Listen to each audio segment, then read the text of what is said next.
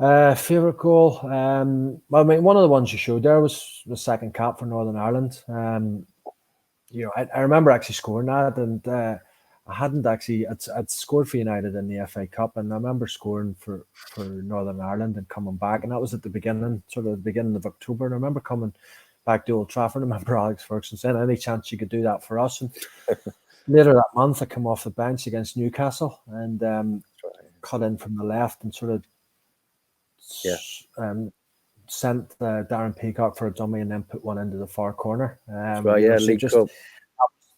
That was actually the league, because 3 days before we'd played in the League Cup and lost up at St James's, and then I was on the bench and come on for Giggsy and managed to score that night or that day. My dad was over at the game, and he'd gone to the game just being a United fan. He didn't even know that I was part of the squad, obviously, but he didn't even know that I was going to be involved. So for him to be at the game, was great. So that would be one of my favourites. You did.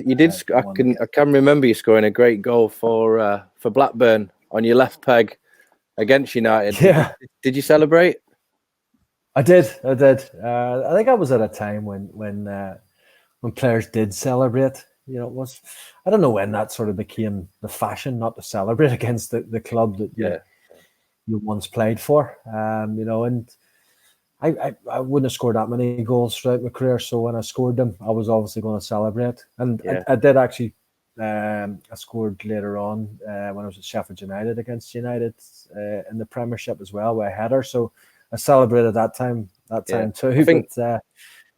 I think the one that springs to mind for me is obviously when Dennis Law scored for Manchester City, and he almost scored the back heel, and he walked off. He was substituted. He's devastated. Yeah. Well, I think there was more to that, obviously, because I think that was the goal that sent United down. That's right. Yeah.